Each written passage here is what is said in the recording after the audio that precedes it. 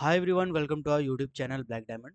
और जो paid classes में उनका भी स्वागत है। तो हो सकता है ये मैं ब्लैक डायमंड में वीडियो डालूं, लास्ट में मैं डिसाइड करूंगा। अगर नहीं भी डालूंगा तो कोई बात नहीं, आपको तो मिल ही जाएगा, आपका पेड क्लासेस है तो इससे पहले मैं महा मैराथन ले रहा था।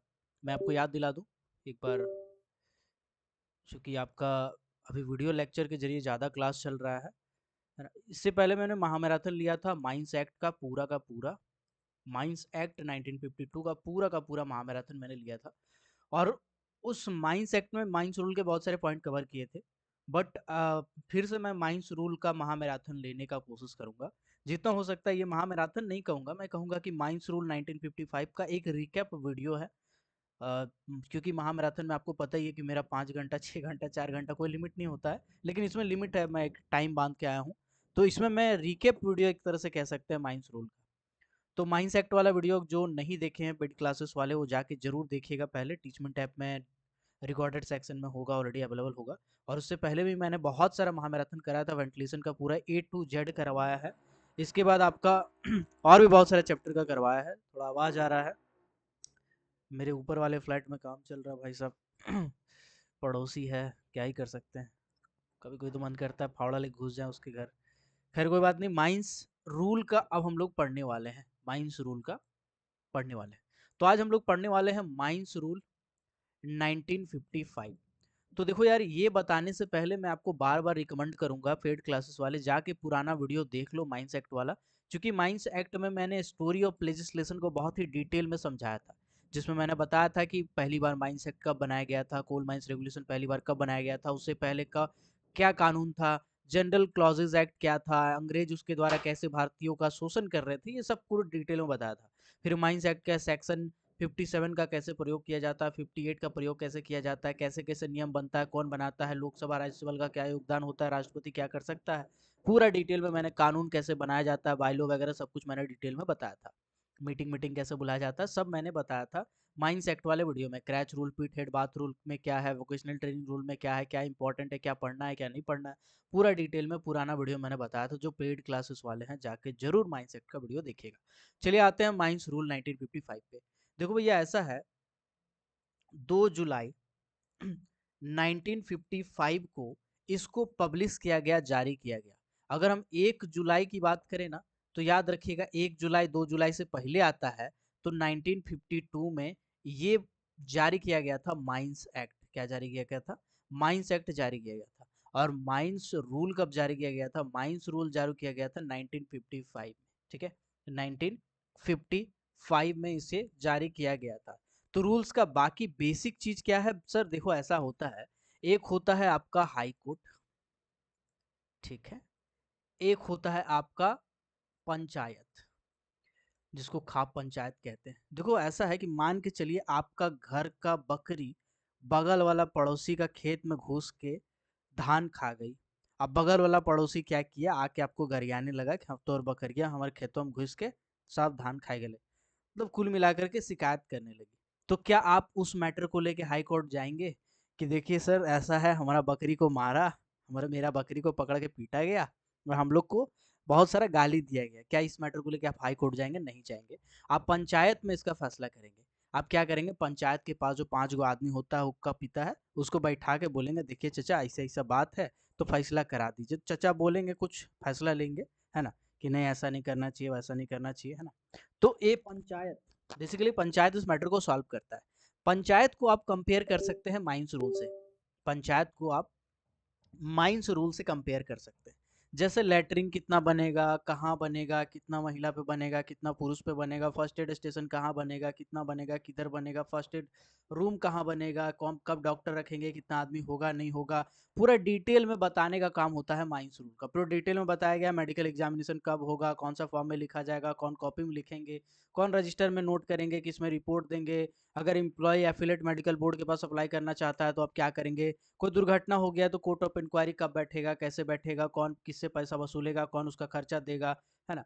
तो ये बेसिक जो चीज़ है ना सर, बेसिक चीज़ है। वेलफेयर अम्यूनिटी से लेके शेल्टर कहाँ मिलेगा, कितना आदमी पे मिलेगा, कैंटीन कब चालू होगा, कब बंद होगा, कितना आदमी पे होगा, कैंटीन का कमेटी को मेंबर कौन कौन सा होगा, है ना। बेसिक बेसिक चीज़ भाई साहब, बेसिक बेसिक चीज़ इसके बारे में दिया गया है माइंस रूल में। और माइंस एक्ट में क्या दिया गया है? माइंस एक्ट में जो बड़ा बड़ा प्रोविजन है वो दिया गया है, बड़ा बड़ा कानून दिया गया है ना।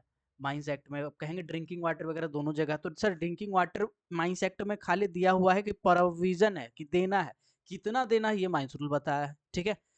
माइंस एक्ट में और महिलाओं का नियोजन दिया हुआ है, बड़ा बड़ा मैटर दिया हुआ है, माइंस रूल में छोटा मैटर दिया। ऐसे कंपेयर करके आप पढ़ेंगे तो आपको थोड़ा जल्दी आसान सी से याद होगा। बाकी आप जैसा भी चाहें, जिस तरीके से चाहें आप पढ़ सकते हैं, ठीक है। चलिए अभी हम लोग थोड़ा सा और आगे बढ़ते हैं फटाफट। तो 2 जुलाई 1955 को माइंस रूल लागू किया गया था, ठीक है। अब आते हैं आगे।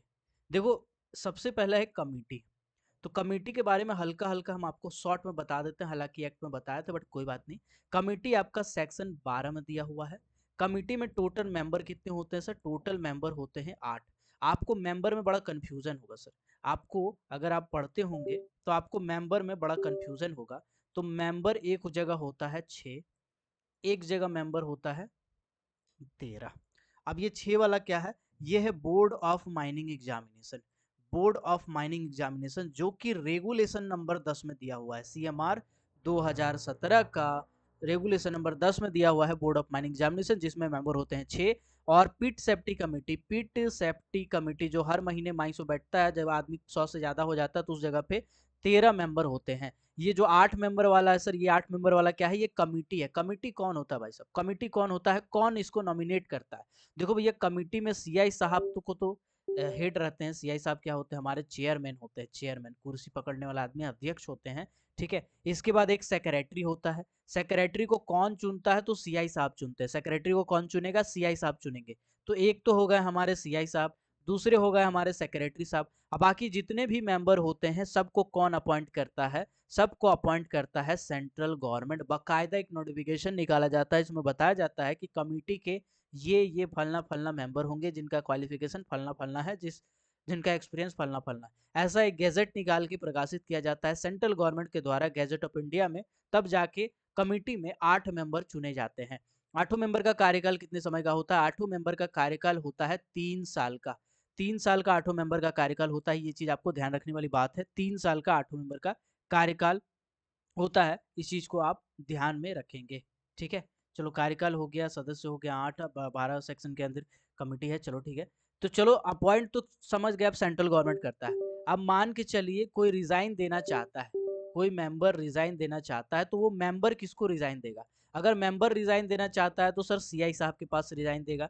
रेजिग्नेशन मतलब पोस्ट छोड़ना चाहता है, रिटायर होना चाहता है, तो सीआई साहब को सामने जाहिर करेगा कि हम रिटायर होना चाहते हैं, ठीक है। लेकिन अगर सीआई साहब चाहेंगे कि हम रिटायर होना चाहते हैं या हम रिजाइन देना चाहते हैं, तो किनको देंगे?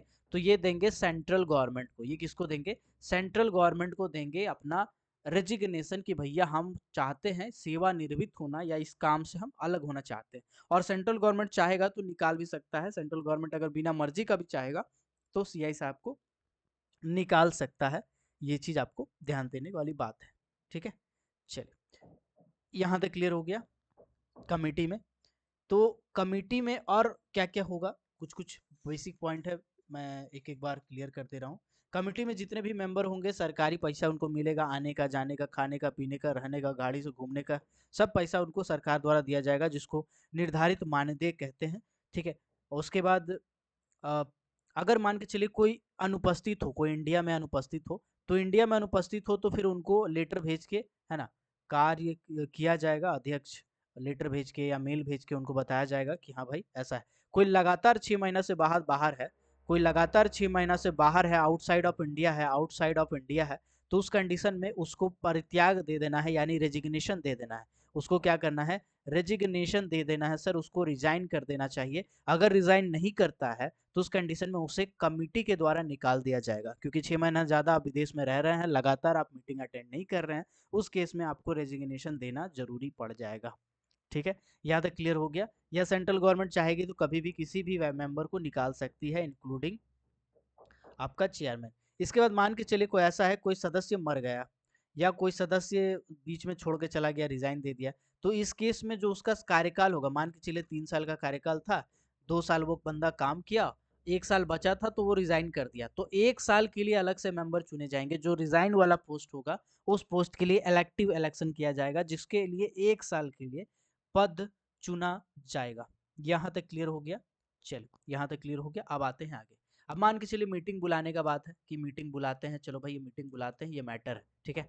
तो मैटर है मतलब क्या मैटर है, सबसे पहले तो समझिए कमिटी का काम क्या क्या है। कमिटी का काम क्या क्या है सर, देखिए सर बाइलो बनता है, बाइलो बाइलो बनता है, हाँ। जो सीएमआर बना, सीएमआर बना, माइंस रूल बना, माइंस रूल बना, क्रैच रूल बना, लंद फंद, जितना भी कानून बनता है माइनिंग सेक्टर से रिलेटेड, बिना कमिटी का पॉसिबल ही नहीं है मेरे भाई। कमिटी ही कानून बनाती है, और या यूं कहें कमिटी ही इसका ड्राफ्ट तैयार करती है। ड्राफ्ट मतलब एक कच्चा कानून समझ के चलिए, कि सब कुछ नियम, मीटिंग बुला बुला के, बैठा बैठा के, एक एक टॉपिक पे चर्चा कर करके, है ना, सीएमआर जैसे बनाया गया, तो पूरा एक एक कर करके, एक एक रेगुलेशन को चर्चा कर करके पूरा ड्राफ्ट तैयार किया गया, और उस ड्राफ्ट को भेजा जाता है सेंट्रल गवर्नमेंट के पास। सेंट्रल गवर्नमेंट फिर इसको, इस ड्राफ्ट को प्रकाशित करती है, प्रकाशित करती है, 3 महीना तक के लिए सजेशन मांगती है, उसके बाद फिर इसको जारी किया जाता है।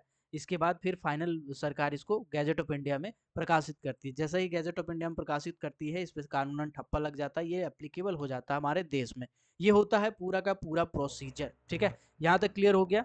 चलिए, अभी मान के चलिए कमेटी का और क्या क्या काम है। अगर सेंट्रल गवर्नमेंट किसी मुद्दा में चाहे तो कमेटी का हेल्प ले सकती है। कमेटी सेंट्रल गवर्नमेंट को डायरेक्ट सजेशन देती है, बाइलॉ रूल रेगुलेशन का ड्राफ्ट तैयार करना, बनाना, कानून बनाना, और भी जो सेंट्रल गवर्नमेंट उसको काम देती है रिसर्च विसर्च का, वो भी उसको करना पड़ सकता है, ठीक है। चलिए यहाँ तक क्लियर। आते हैं आगे। अब मान के चलिए मीटिंग बुलाना हो भैया। अब मान के चलिए सेंट्रल गवर्नमेंट बोले कि भाई ऐसा करो, लिग्नाइट माइंस रेगुलेशन बनाना है, लिग्नाइट माइंस रेगुलेशन बनाना है 2023। तो अब इसके लिए मीटिंग बुलाना पड़ेगा। तो मीटिंग कितना दिन पहले बुलाएगा, 14 दिन पहले बुलाएगा। मीटिंग कितना दिन पहले बुलाया जाएगा, 14 दिन पहले सबको नोटिस भेजा जाएगा कि भैया 14 दिन बाद इतना तारीख को इतना बजे से इस टॉपिक पे चर्चा होगा, ऐसा लिखा जाएगा।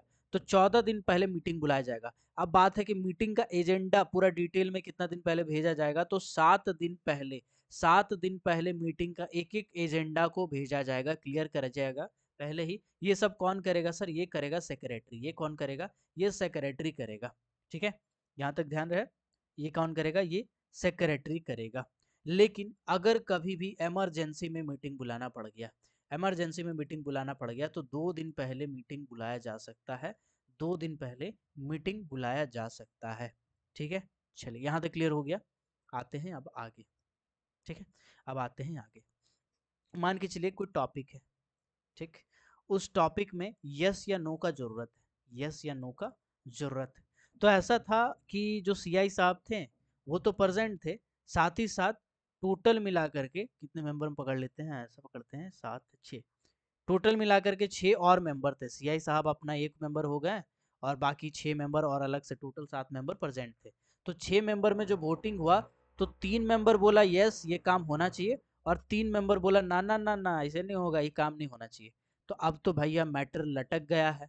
अब मैटर को सॉल्व कैसे किया जाए, तो यहाँ पे कास्टिंग वोट का इस्तेमाल होगा। किसका, कास्टिंग वोट का। इसको कहते हैं वीटो पावर। क्या कहते हैं, वीटो पावर। तो सीआई साहब जिसको भी वोट दे देंगे, मैटर उसी का हो जाएगा। अगर सीआई साहब कहेंगे यस, तो ये कानून बन जाएगा कि हाँ चलो ठीक है यस। अगर सीआई साहब बोल दिए नो, तो मतलब ये कानून बन जाएगा कि नहीं, ये तो नहीं होगा भाई, ठीक है। तो कास्टिंग वोट का इस्तेमाल कर सकते हैं। यहाँ तक क्लियर हो गया। चलिए, अभी ऐसा है कि मान के चलिए बहुत सारे टॉपिक है। जैसे पहला टॉपिक मान के चलिए कोई बोला कि सीएमआर को संशोधित करते हैं, सीएमआर को क्या करते हैं, अमेंडमेंट करते हैं, अमेंडमेंट करते हैं, ठीक है, करते हैं। दूसरा कोई टॉपिक है, दूसरा टॉपिक है कि चलो माइंस रूल में सुधार करते हैं, माइंस रूल में अमेंडमेंट करते हैं, अमेंडमेंट करते हैं, ठीक है। और ऐसे कर करके 2-3 गो ऐसा ऐसा टॉपिक है, 2-3 गो ऐसा ऐसा पॉइंट है।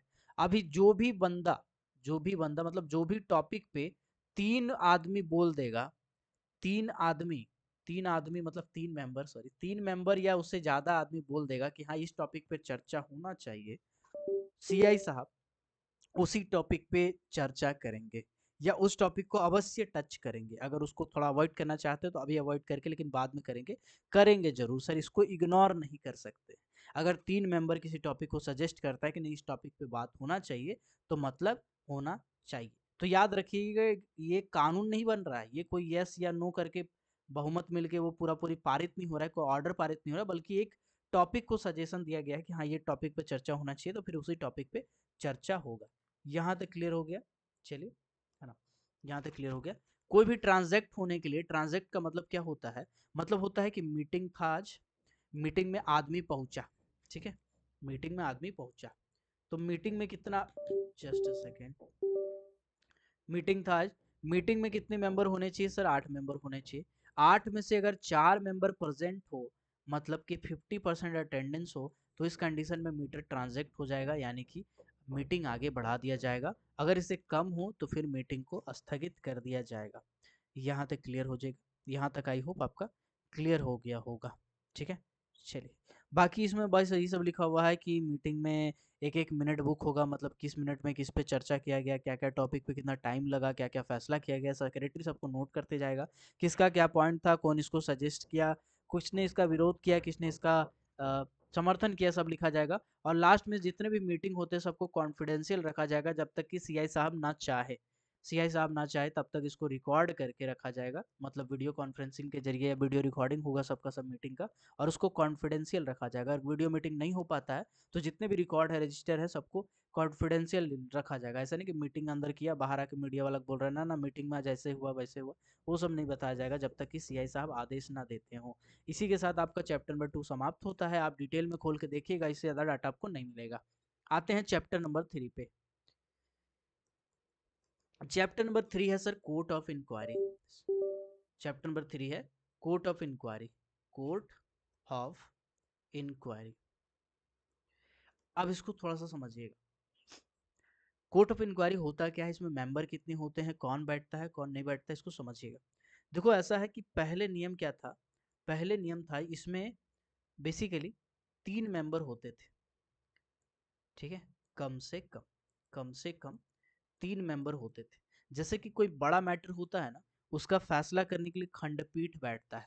खंडपीठ जैसे हाई कोर्ट में, सुप्रीम कोर्ट में खंडपीठ बैठता है, मतलब कि कुछ बड़े बड़े जज का टीम बैठता है और टीम डिसाइड करता है कि हाँ क्या करना है, जिस पे ज़्यादा वोट पड़ गया वही फैसला एप्लीकेबल हो जाता है। फॉर एग्जाम्पल, राम मंदिर का जो विवाद हुआ था, उस टाइम राम मंदिर विवाद में खंडपीठ बैठा हुआ था, मेंबर बैठे हुए थे बहुत सारे, हाई कोर्ट मतलब सुप्रीम कोर्ट के बहुत सारे मेंबर बैठे हुए, तो उन्होंने फैसला किया था। तो इसी तरह से जो कोर्ट ऑफ इंक्वायरी होता है उसमें खंडपीठ बैठता है, एक एक जज या एक कोई आदमी नहीं होता फैसला करने वाला, अच्छे अच्छे एक्सपर्ट होते हैं। कौन कौन होते हैं इसमें, माइनिंग के एक्सपर्ट होते हैं, माइनिंग के एक्सपर्ट होते हैं। ठीक है,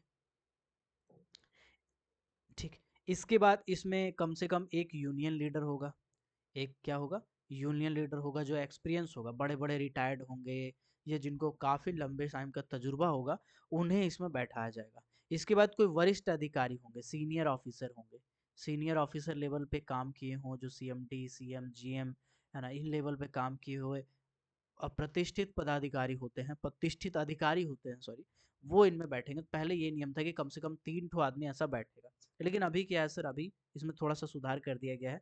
अभी कहा गया है कि जैसे कि न्यायालय में जैसे कि कोर्ट में बैठता है, वैसे ही बैठता है, इसमें मैनेजमेंट का कुछ सीनियर पदाधिकारी बैठ सकता है, कुछ ट्रेड यूनियन का बैठ सकता है, कुछ कोर्ट का जो सीनियर लॉ पढ़े हुए जो सीनियर जजेस होते हैं, उनको बैठा दिया जाता है, जिनको कानून का अच्छा तजुर्बा है। तो वो लोग मिल के एक बनाते हैं, 5 मेंबर भी हो सकते हैं, 6 मेंबर भी हो सकते हैं, 7 मेंबर भी हो सकते हैं। मिनिमम कितने मेंबर होते हैं सर, मिनिमम 3 मेंबर होते हैं।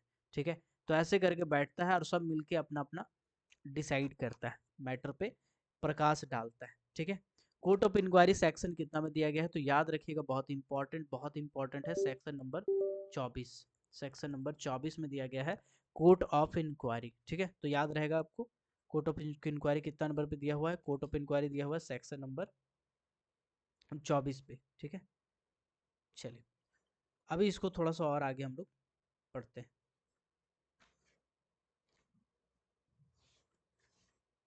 जस्ट अ सेकेंड, मैं एक बार कुछ डाटा को कंफर्म कर लेता हूँ। ठीक है,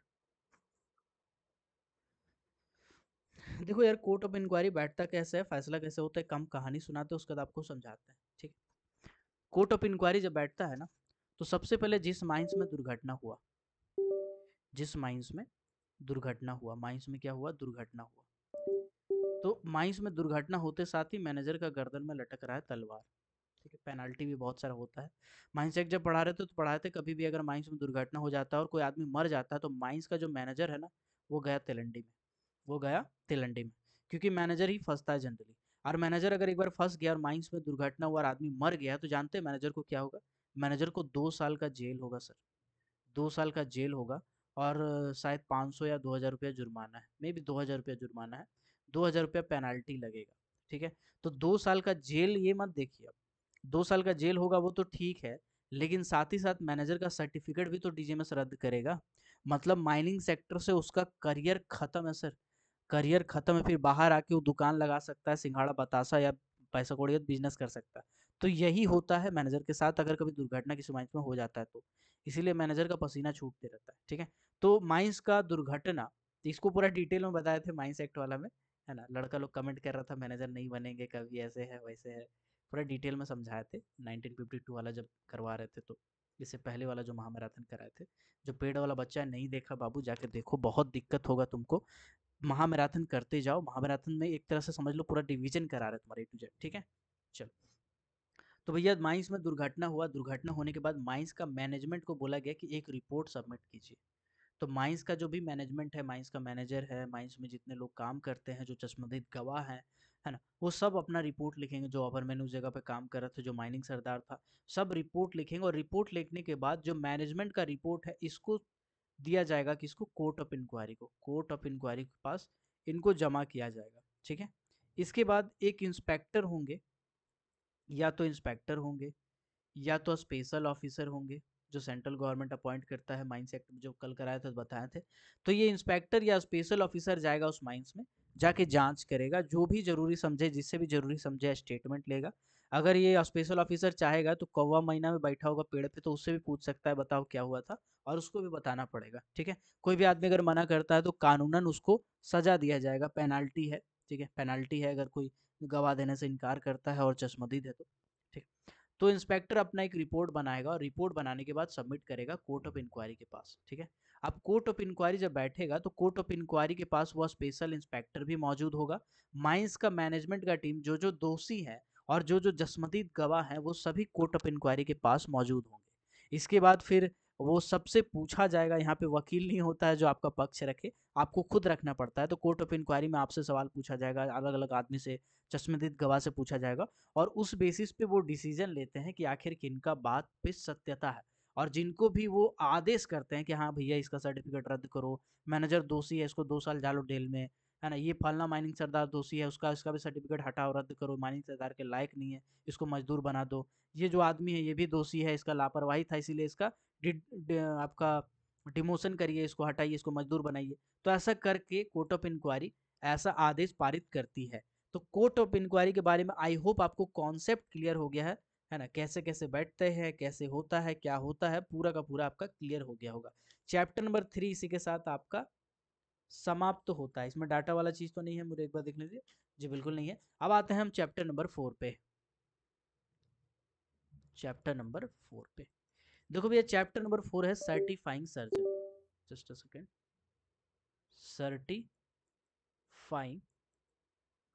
सर्जन क्या होता है। सर्टिफाइंग सर्जन हम आपको समझाते हैं। देखो एगो मूवी था जिसमें बोलता है I am bloody surgeon, R Rajkumar नाम का था, जिसमें शाहिद कपूर बड़ा बड़ा दाढ़ी बढ़ा के दारू पीता है। तो उसमें बोलता है I am bloody surgeon, who I am bloody surgeon.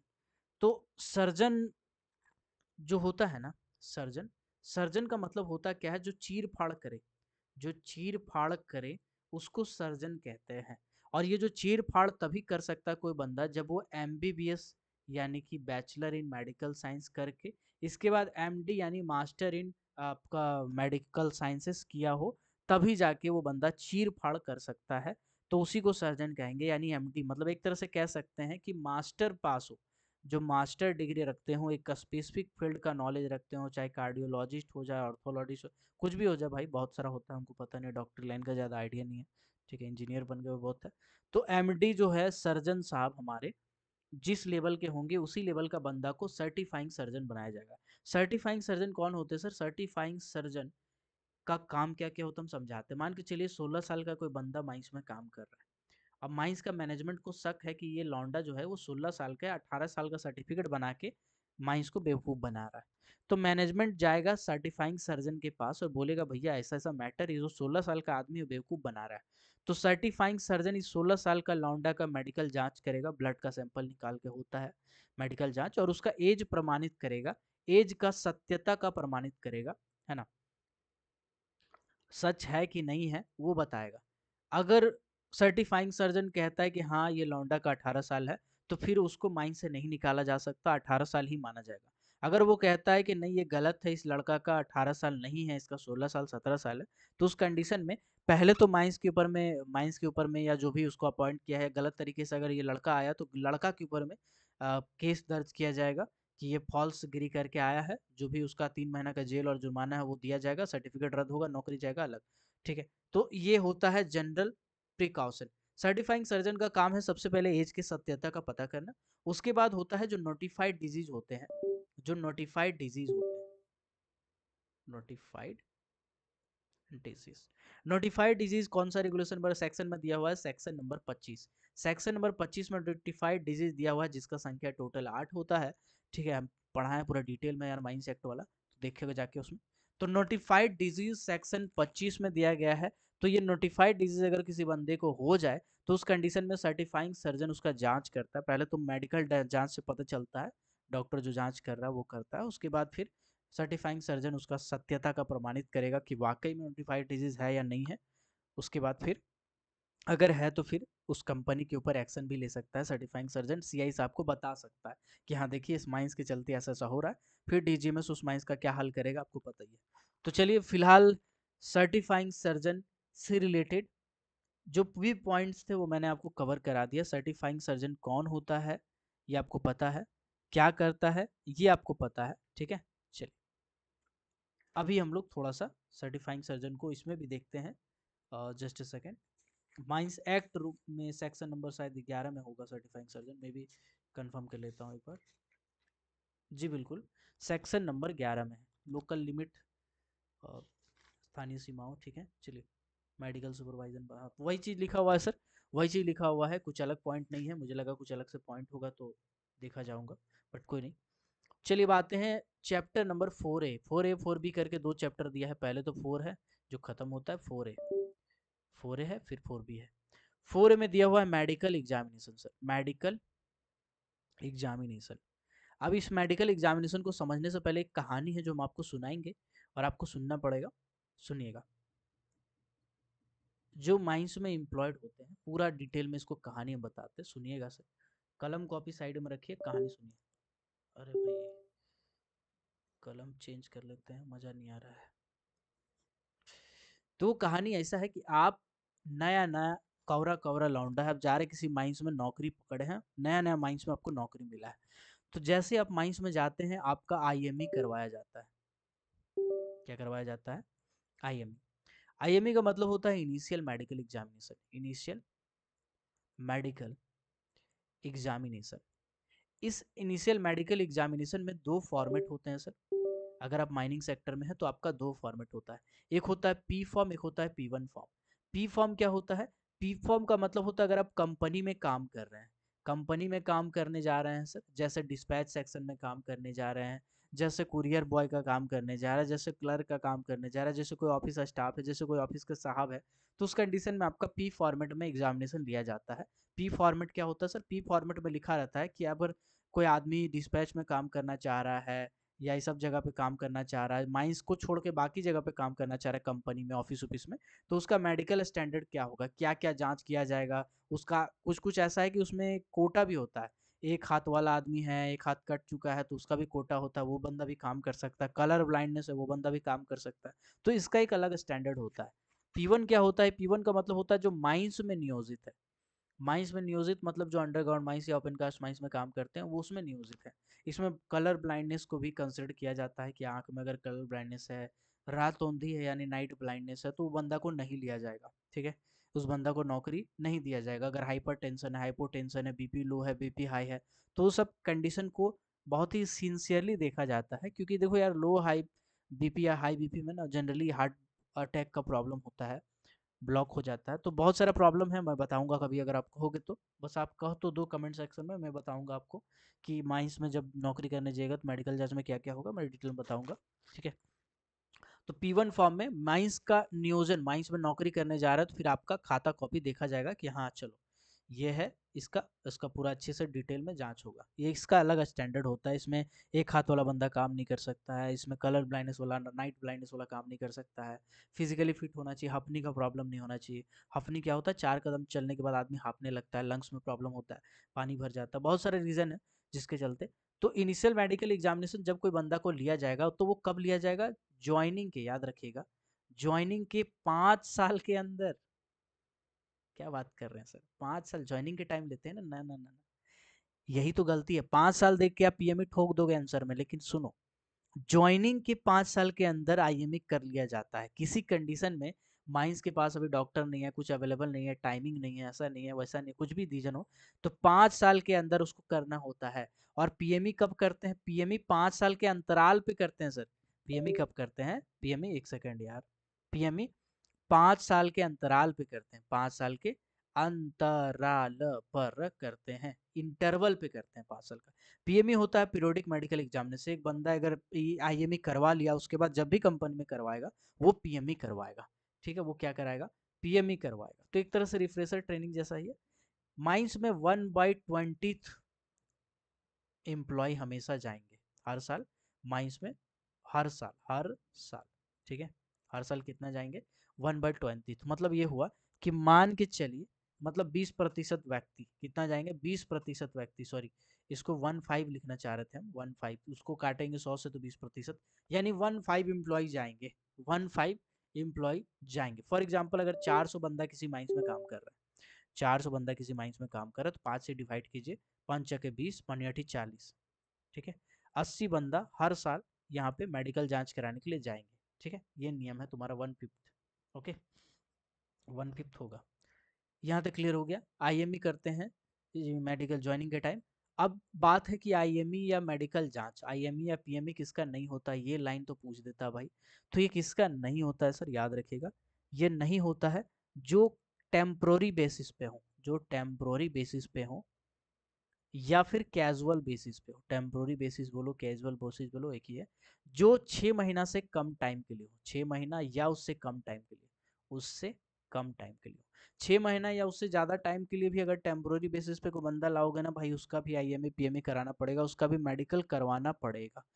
अब सवाल है कि कॉन्ट्रेक्चुअल बेसिस वर्कर है, कॉन्ट्रेक्चुअल बेसिस वर्कर है, क्या इसका मेडिकल जांच होगा, जी बिल्कुल होगा, बिल्कुल होगा सर, बिल्कुल होगा। अगर इसका कॉन्ट्रैक्ट 6 महीना में लिखा हुआ, 6 महीना, ना 6 महीना से कम ना 6 महीना से ज्यादा, तब भी होगा। अगर 6 महीना से, सॉरी, तब नहीं होगा। अगर 6 महीना से एक दिन भी ज्यादा लिख देते हैं तब इसका मेडिकल जांच कराना पड़ेगा। ध्यान रहे इन बातों पे, ध्यान दीजिएगा इस बातों पे। ठीक है, चलिए, यहाँ तक क्लियर हो गया आपका। ठीक है, यहाँ तक क्लियर हो गया। ओके, अब थोड़ा सा और हम लोग डिटेल में आगे बढ़ते हैं, है ना। अब मेरे को लगता है फॉर्म बताना ज़्यादा अच्छा रहेगा, फॉर्म बताना ज़्यादा अच्छा रहेगा। ठीक है, चलो, तो अब आते हैं हम लोग फॉर्म्स पे, फॉर्म्स पे आते हैं। 1 मिनट, देख रहा हूँ रिकॉर्डिंग चल रहा है, पोपट तो ना हो गया मेरा। 33 सेकेंड, ठीक है, 33 मिनट।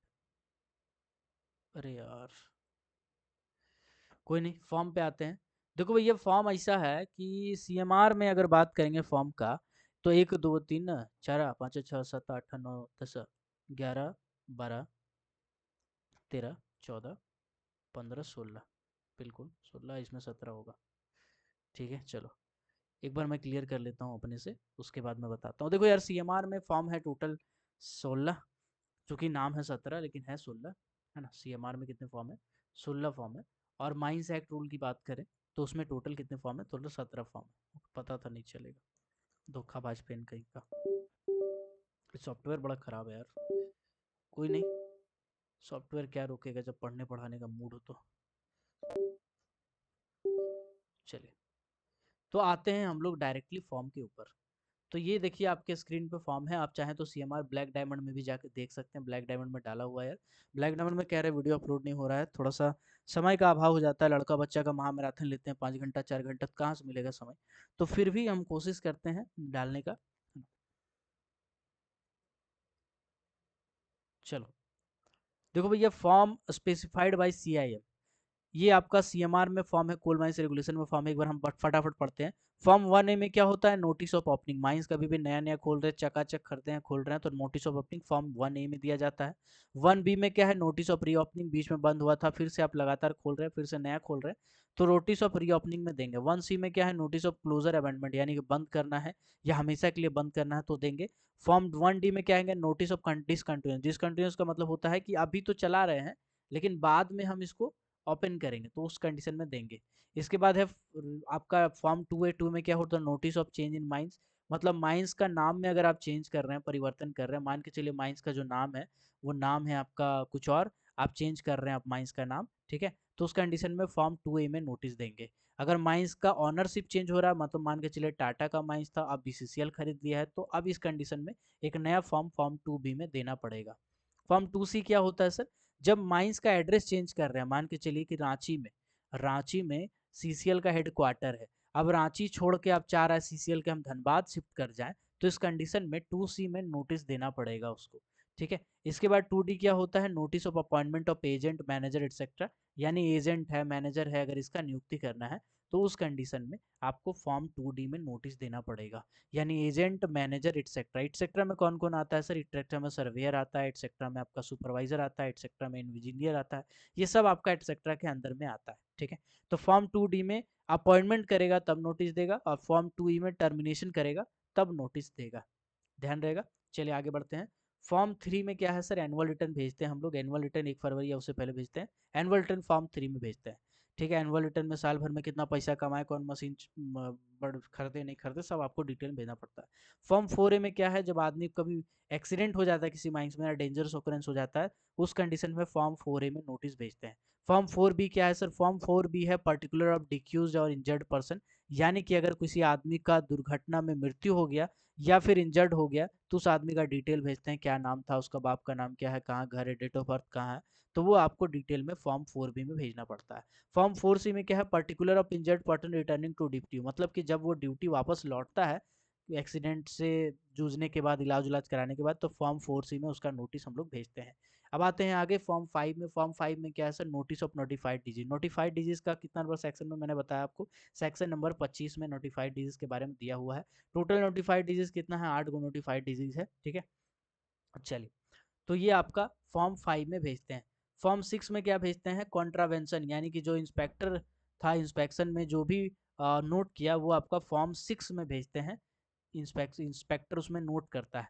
फॉर्म 7 क्या है, मैनेजर का चार्ज रिपोर्ट, यानी मैनेजर जब माइंस को विदा करता है, अलविदा कहता है, तो फॉर्म 7 में नोटिस भेजता है। अब माइंस रूल 1955 का फॉर्म्स पे हम लोग आते हैं, जो कि अपडेटेड फॉर्म है, तो उसको अपडेट कर लीजिएगा। सबसे पहले फॉर्म ए। फॉर्म ए क्या होता है, एम्प्लॉय रजिस्टर। पहले फॉर्म ए होता था आपका कुछ और, ठीक है ना, फॉर्म ए कुछ और होता था पहले, अभी एम्प्लॉय रजिस्टर हो गया। पहले एम्प्लॉय रजिस्टर का क्या मतलब है सर, उसमें अब एम्प्लॉय रजिस्टर का मतलब है जब नया नया आदमी जाता है किसी माइंस में, तो उसका डिटेल लिखा जाता है खाता में, तो यही वाला फॉर्म होता है सर वो, इसी को बोलते हैं फॉर्म में। इसमें लिखा जाता है क्या नाम है, घर कहाँ है ना, कितना एज है, डेट ऑफ बर्थ क्या है, आधार कार्ड का नंबर क्या है, वो आधार कार्ड का जेरॉक्स भी रखता है आपका, फिर उसमें साइन करवाएगा, आपको फोटो चिपकाएगा। तो कुल मिलाकर के फॉर्म ए था पहले, ये फॉर्म बी हुआ करता था, अभी फॉर्म ए है, तो आपको नया वाला ही याद रखना पड़ेगा। फॉर्म बी में क्या होता है, वेज रजिस्टर। वेज रजिस्टर का मतलब होता है कि कितना दिन आप हाजिरी किए, कितना दिन अब्सेंट किए, कितना दिन प्रेजेंट थे, कितना दिन छुट्टी लिए थे, ये सब आपका फॉर्म बी में लिखा जाता है। ये वेज रजिस्टर होता है, इसी के हिसाब से आपको हर महीना पैसा मिलता है। फॉर्म डी है, फॉर्म सी है क्या जी, नहीं, फॉर्म सी को रद्द कर दिया गया है, तो फॉर्म सी आपका इसमें नहीं है। तो फॉर्म डी आते हैं डायरेक्ट। फॉर्म डी क्या होता है, अटेंडेंस रजिस्टर, जिसमें जाके हाजिरी बनाते हैं, जिसमें जाके साइन करते हैं, या पी या ये लिखाता है। तो ये क्या सर, ये हाजिरी वाला खाता है, जो हाजिरी बाबू हाजिरी बनाता है, रोज जाके आप जो हाजिरी बनाते हैं, ये फॉर्म डी में ही बनाते हैं। एम्प्लॉयड बिलो ग्राउंड हो, चाहे अबव ग्राउंड हो, चाहे ओपन कास्ट हो, चाहे अंडरग्राउंड हो, चाहे आसमान में काम कर रहे हो, आपको फॉर्म डी में ही हाजिरी बनाना पड़ेगा। पहले सबका सेपरेट था, बट अभी फॉर्म डी में ही आपको हाजिरी बनाना पड़ेगा, ठीक है। फॉर्म ई में आते हैं। फॉर्म ई है register of rest leave and leave wages. इसका मतलब है कि कब आप रेस्ट लिए थे, कब आपका लीव था, कब आप ईयर लिए थे, ये सब कुछ फॉर्म ई में लिखा जाता है। छुट्टी वाला एक अलग खाता होता है सर, यही खाता में रजिस्टर, कब रेस्ट लिए, कब लीव लिए, कब वेजेस लिए, ये आपका लिखा जाता है, ठीक है। यहाँ तक क्लियर हो गया। फॉर्म जे। फॉर्म जे क्या है सर, जैसे हम कहते हैं आरजे, हमने इसका ट्रिक बताया था, बहुत ही सिंपल साधारण मस्त जबरदस्त ट्रिक बताया था, चलिए, धोखा देता है। धोखेबाज कहीं का, धोखेबाज पेन। चलो, तो बेसिकली कोई नहीं भाई। तो बेसिकली देखिए ऐसा है कि एम्प्लॉय रजिस्टर, है ना, हम क्या बता रहे थे, फॉर्म जे। तो हम बोल रहे थे आरजे, आरजे का मतलब क्या होता है, जैसे बोलते हैं आरजे रौनक, आरजे रौनक, आरजे बबुआ, बहुत सारा आरजे थे। तो वही में से एक ठो है आरजे, आरजे याद रखिएगा ना तो आपको बहुत आसान पड़ेगा। ठीक है, आरजे में बहुत आसान पड़ेगा। जैसे आर जे, जे लिखे, जे का मतलब क्या होता है, जे का मतलब होता है फॉर्म जे। आर का मतलब होता है रिपोर्टेबल, रिपोर्टेबल। रिपोर्टेबल का कौन सा फॉर्म होगा सर, रिपोर्टेबल का होगा फॉर्म जे। तो ये वाला याद करेंगे ना आरजे, तो आपको याद आ जाएगा कि रिपोर्टेबल इंजरी का जो फॉर्म है वो फॉर्म जे है। ठीक है, इसके बाद होता है माइनर इंजरी, माइनर इंजरी उसका फॉर्म होता है फॉर्म के। तो एम के याद कर सकते हैं, एम के बोले तो मोहनदास करमचंद गांधी, मोहनदास करमचंद गांधी। तो एम फॉर माइनर, के फॉर फॉर्म के, माइनर का फॉर्म के, एम के माइनर फॉर फॉर्म के। ठीक है, चलिए याद रहेगा। आगे बढ़ते हैं भाई साहब, आगे बढ़ते हैं। चलिए अब आते हैं आगे, अब आते हैं थोड़ा सा आगे। तो अब आते हैं फॉर्म एम पे, फॉर्म एम पे आते हैं सर। फॉर्म एम क्या है, फॉर्म एम है initial medical examination. M for medical, M for medical, M for क्या होता है सर, एम फॉर होता है मेडिकल, है ना। तो जब कभी भी हम मेडिकल की बात करें, यानी जब पहला नोटिस दिया जाता है हाजिरी के लिए, है ना, मेडिकल के बारे में बड़ा ही मस्त मस्त चीज़ बताऊंगे आपको, है ना। थोड़ा सा पेशेंस रखिएगा और सुनिएगा। यहाँ पे खाली सुन लेंगे तो आपका काम हो जाएगा, बाकी लिख लेंगे तो फिर आपका क्या ही काम होगा, आपको मज़ा आ जाएगा। रुक जाइए एक मिनट। चलो, देखो यार, फॉर्म एल के बारे में बता रहे थे, लीव विथ वेजेस। फॉर्म जे के बारे में, सॉरी जे के नहीं, अच्छा जे के, जे के याद हो गया होगा आपको। मैंने आपको जे के बारे में भी बताया, मैंने आपको के बारे में भी बताया। तो जे और के अब आई होप आपका क्लियर हो गया होगा, आई होप अब आपका क्लियर हो गया होगा जे के। ठीक है, चलिए, फॉर्म जे और फॉर्म के आपका क्लियर हो गया होगा। अब आते हैं फॉर्म एल। फॉर्म एल क्या है, information regarding leave with wages. मतलब कि जो आप लीव ले रहे हैं, वेजेज ले रहे हैं, यानी एन जो आपका ईएल होता है, ईएल से रिलेटेड जानकारी आपका फॉर्म एल में रखा जाता है। फॉर्म एल बोले तो E L, E L. Form M मतलब मेडिकल एग्जामिनेशन, जो इनिशियल हो चाहे पीरियोडिक हो। अगर पहली बार नोटिस दिया जाएगा तो फॉर्म एम में दिया जाएगा, पहली बार नोटिस दिया जाएगा तो फॉर्म एम में दिया जाएगा, याद रखिए। फॉर्म एम में क्या होता है, इनिशियल मेडिकल एग्जामिनेशन। अभी मान के चलिए ऐसा है कि कोई बंदा को इनिशियल मेडिकल एग्जामिनेशन का नोटिस भेजा जा गया, या पीरियोडिक मेडिकल एग्जामिनेशन का नोटिस भेजा गया, मतलब उस बंदा को मेडिकल एग्जाम का नोटिस भेजा गया कि आपका मेडिकल एग्जाम है, तो आप इतना तारीख को जरूर आएंगे। जो भी नोटिस भेजते हैं हम 14 दिन पहले कम से कम भेजते हैं, तो 14 दिन पहले उसको बताया गया कि भैया इतना तारीख को आपका मेडिकल एग्जाम। तो वो बंदा क्या किया, वो बंदा बोला अरे मेडिकल एग्जाम है, जांच होगा तो हम पकड़ा जाएंगे, हम तो अनफिट हो गए हैं, ऐसे है वैसे है, हमारे तो ये बीमारी है, तो हम नहीं जाएंगे तो क्या हो जाएगा, क्या कर लेगा मैनेजर, नहीं जाएंगे जाओ। तो वो बंदा मान के चलिए नहीं गया। अब नहीं गया तो मैनेजर साहब उससे पूछे क्या बात है भाई, काहे नहीं आया था मेडिकल एग्जाम देने। अगर वो बंदा से सेटिस्फाइड नहीं है मैनेजर, ठीक है, वो बंदा जो जवाब दिया, अगर उससे सेटिस्फाइड नहीं है, तो उस बंदा को नौकरी से निकाल दिया जाएगा।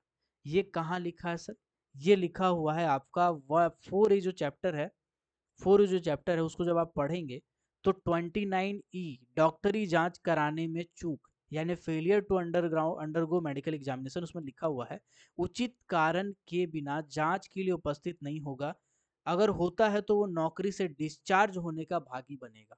मतलब नौकरी से निकाल देगा सर। छोटा सा बात आपको लगेगा अरे ये तो छोटा मोटा बात था भाई, ये छोटा मोटा बात से नौकरी से कोई निकालता है क्या, जी बिल्कुल निकाल सकता है, बिल्कुल निकाल सकता है। According to rule number 29E, mines act, mines rule का, माइंस रूल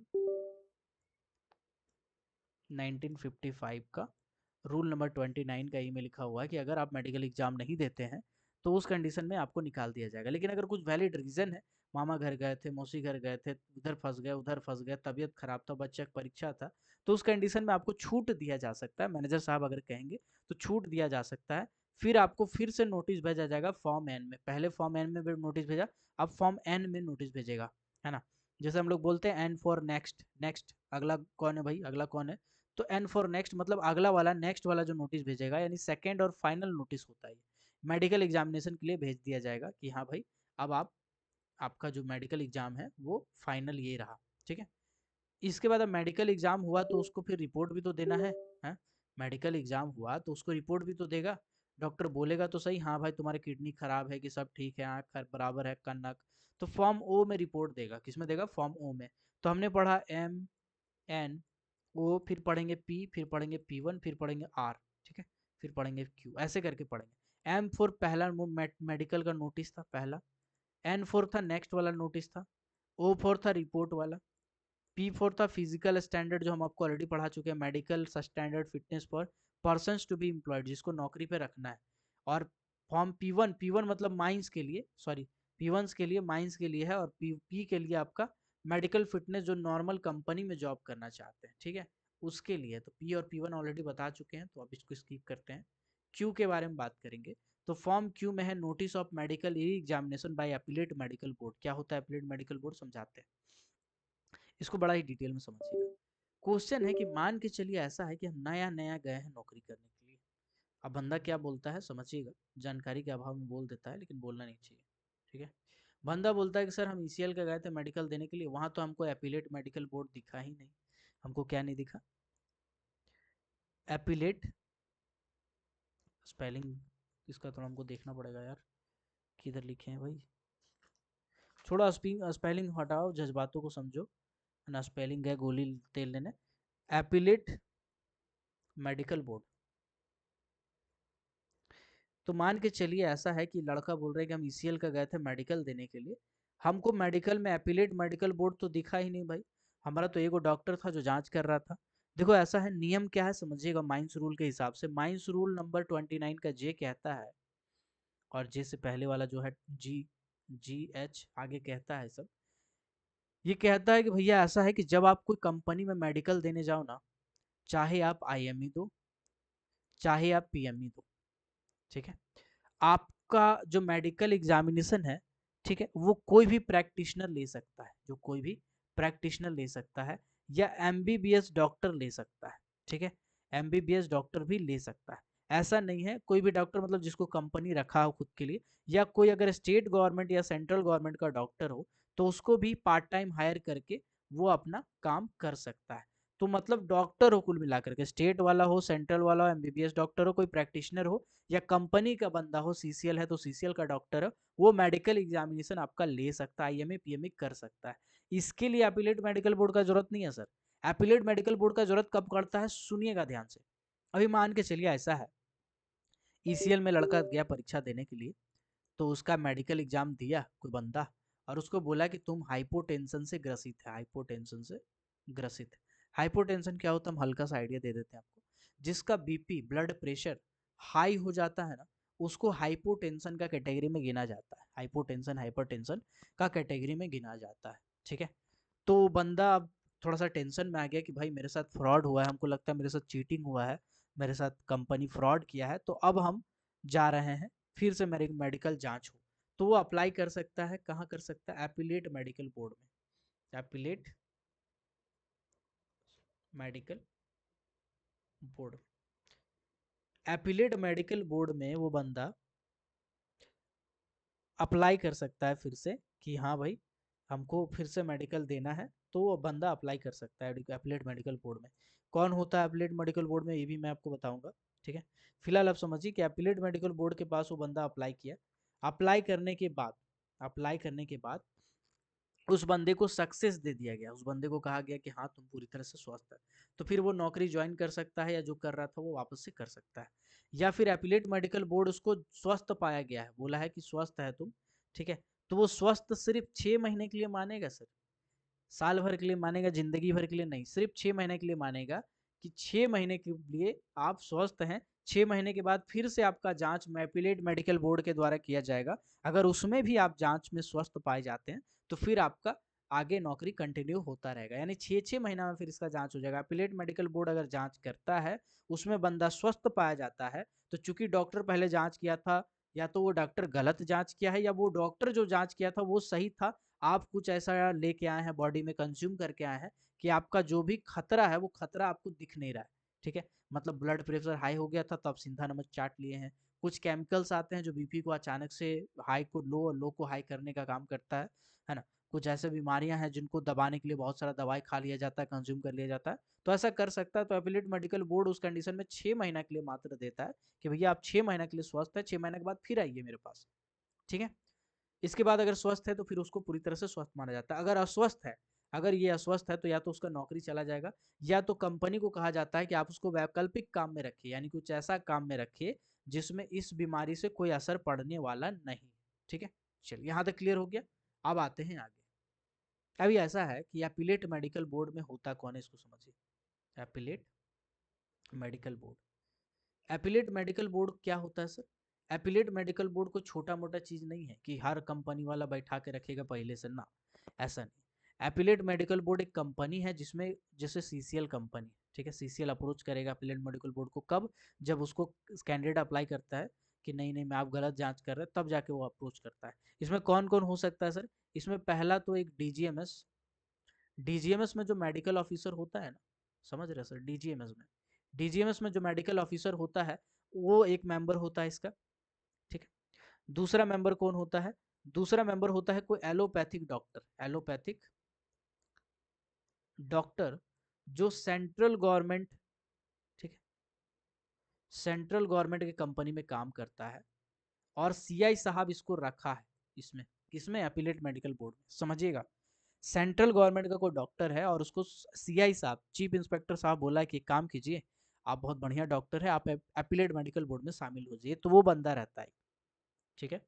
इसके बाद है कि अगर कोई स्टेट गवर्नमेंट है या फिर सेंट्रल गवर्नमेंट है, ठीक है, इसमें assistant civil surgeon, assistant, sorry, medical surgeon, medical surgeon, इस ग्रेड का कोई बंदा है ना जो काम कर रहा है स्टेट गवर्नमेंट या सेंट्रल गवर्नमेंट, उसको उसको रखा जाएगा सर।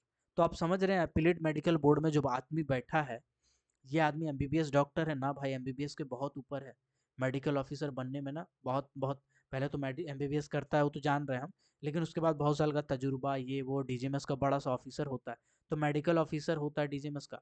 एलोपैथिक डॉक्टर है तो सेंट्रल गवर्नमेंट में काम कर रहा है, प्लस उसको सीआई साहब नॉमिनेट कर रहा है, तो सीआई साहब अगर नॉमिनेट कर रहे हैं तो कुछ देख के ही कर रहे हैं उसको नॉमिनेट, तो उस लेवल का डॉक्टर है। स्टेट या सेंट्रल गवर्नमेंट में कोई काम कर रहा है तो असिस्टेंट मेडिकल सर्जन लेवल का आदमी, बंदा सर्जन लेवल का है।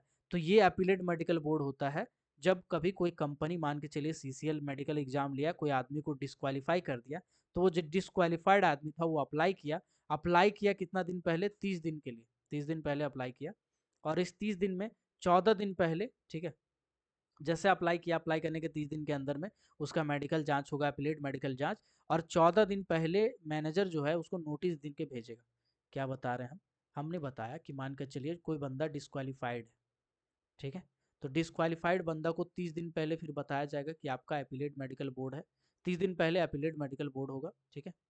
उसमें 14 दिन पहले उसको नोटिस दिया जाएगा, 14 दिन पहले क्या किया जाएगा? नोटिस दिया जाएगा, ताकि बंदा बता ना पाए कि ना ना ना मेरे साथ ऐसा नहीं हुआ, 14 दिन पहले उसको बता दिया जाएगा, ठीक है। Appellate medical board, appellate medical board साल में कितना बार बैठता है? साल में 4 बार बैठता है सर, 4 बार बैठता है, 4 साल में, ठीक है। तो एपिलेट मेडिकल बोर्ड क्या होता है, कैसे काम करता है, कंपनी वाला कैसे क्या क्या मेडिकल लेता है, क्या क्या फॉर्म अप्लाई होता है, कौन कौन सा फॉर्म में क्या क्या फॉर्मेट होता है, आई होप यहाँ तक अगर आप पढ़ लिए हैं तो आपका क्लियर हो गया होगा अच्छे से डिटेल में। चलिए, इसमें दो तीन को पॉइंट क्या क्या है समझिएगा। अगर किसी महिला का मेडिकल जांच आप कर रहे हैं, किसी महिला का मेडिकल जांच कर रहे हैं तो महिला ही करेगी, किसी महिला का मेडिकल जांच कर रहे हैं तो महिला की करेगी। अगर कोई पुरुष डॉक्टर करना चाह रहा है तो वो नहीं करेगी, अगर कर रही है तो वहाँ पे एक महिला मौजूद होगी, एक महिला और मौजूद होगी महिला के साथ, तभी जाके, और महिला कंफर्टेबल है, जो मरीज है वो कह रही कि हाँ ठीक है हमको कोई दिक्कत नहीं है, अगर पुरुष डॉक्टर जांच करना चाहते हैं तो कर सकते हैं, लेकिन मेरे साथ मेरा सहेली रहेगी उसके बाद ही जांच होगा। तो ऐसा ही किया जाता है रूल नंबर 29 आई के तहत, ठीक है। चलिए यहाँ तक क्लियर। ओके, ओके, चलिए सॉरी, जो मैंने 14 दिन बताया ना, 14 दिन पहले नोटिस, वो 15 दिन पहले था यार। थोड़ा सा गड़बड़ी हो गया। 30 दिन पहले बताते हैं, ठीक है, 15 दिन पहले उसको लिखित नोटिस देते हैं। ओके, चलिए, क्लियर हो गया। बाकी तो फॉर्म वॉर्म के बारे में है, फॉर्म वॉर्म तो मैंने आपको बता ही दिया है पूरे डिटेल में, ठीक है। अनफिट व्यक्ति को क्या क्या करना है, कैसे कैसे करना है, वो मैंने बता दिया है, ठीक है। चलिए, जहाँ तक क्लियर हो गया, यहाँ तक क्लियर हो गया, ओके। चलिए, अब है थोड़ा सा आगे। टोटल चैप्टर है चैप्टर नंबर 11 तक, है ना। अभी देखते हैं, मेरे पास अगर टाइम है तो मैं करवा दूंगा, नहीं तो फिर दिक्कत ही है। चलिए आगे बढ़ते हैं, कोई नहीं, थोड़ा सा समय तो है, बट थोड़ा सा ही है बाबू, उससे ज़्यादा नहीं है ना। महामैराथन करवा करवा के गला बैठ रहा, बट कोई नहीं। अगला अगला महामैराथन जो पेड क्लासेस वाले हैं, जो पेड क्लासेस वाले हैं, अगला महामैराथन फिर मैं लूँगा और सपोर्ट चैप्टर का लूँगा, पूरा का पूरा सपोर्ट चैप्टर एक बार में खंगालूँगा। जैसे वेंटिलेशन का किया था, जैसे आपका स्टेचुरी सर्टिफिकेट वाला किया था, जैसे मैंने और भी कुछ कुछ किया था, है ना। जैसे सीएमआर का करवाया था पूरा, वैसे ही आपका सपोर्ट का होगा। और एक दिन में मैं कोशिश करूँगा ज़्यादा से ज़्यादा कवर करने का। तो जब भी महामैराथन होगा, आपको पता ही है 4-5 घंटा चला जाएगा, तो थोड़ा सा समय लेके आपको बैठना पड़ेगा और लाइव रहना पड़ेगा सर आपको। आप प्रॉमिस कीजिए कि लाइव रहेंगे सपोर्ट चैप्टर में, क्योंकि सपोर्ट को आप लोगों ने कहा था, इसीलिए मैं सपोर्ट पे करवा रहा हूँ पहले। इसके बाद मेथड ऑफ वर्किंग करवाऊंगा बाद में, पहले मैं सपोर्ट पे ही आता हूँ, ठीक है। चलिए, सपोर्ट के बाद मेथड ऑफ वर्किंग होगा, उसके बाद कुछ और होगा। तो सपोर्ट चैप्टर आपका होगा पहले, ठीक है। चलिए, आज इतना ही रखते हैं, आज इतना ही रखते हैं यार, ठीक है, इतना ही रखते हैं। बाकी जो है माइंस रूल का पूरा निपट जाएगा अगला क्लास में, माइंस रूल पूरा निपटा दूंगा अगला क्लास में। अभी इतना ही रखता हूँ, और देखता हूँ मैं ब्लैक डायमंड में ही इस वीडियो को डाल दूंगा। और जो क्लासेस करना चाहते हैं ब्लैक डायमंड वाले, अगर आप क्लासेस करना चाहते हैं तो आप इस व्हाट्सअप नंबर पे 6200 670 155 इस पे आपको व्हाट्सअप करना है। मैं आपको बता दूंगा क्लासेस आप कैसे ज्वाइन कर सकते हैं। टीचमेंट ऐप के जरिए मैं क्लास लेता हूँ और ग्रुप में ऐड कर दूंगा। टीचमेंट में वीडियो लेक्चर बहुत सारा पड़ा हुआ है, आप चाहें तो पुराना वीडियो लेक्चर भी देख सकते हैं। जितना भी मैंने महामैराथन लिया, एमसीक्यू सीरीज का वीडियो कराया, एमटी का बहुत सारा वीडियो ऑलरेडी पड़ा हुआ है, तो आप जाके देख सकते हैं। अगर अभी भी ज्वाइन करते हैं तो आपको घाटा नहीं, मैंने इसीलिए रखा हुआ है सबका सब, ताकि अगर अभी अभी आप ज्वाइन करते हैं, अभी आपका एग्जाम है, आपके पास इतना समय नहीं है कि आप एक एक करके एक एक डिटेल चीज़ को पढ़ें। तो जो भी आपका कमजोर टॉपिक है, आप डायरेक्ट जाओ कमजोर टॉपिक का वीडियो देखो, उसको क्लियर करो। यही मेरा टारगेट है। मिलते हैं अगले किसी और वीडियो में किसी और टॉपिक के साथ, तब तक के लिए keep watching, keep supporting, till then, जय हिंद।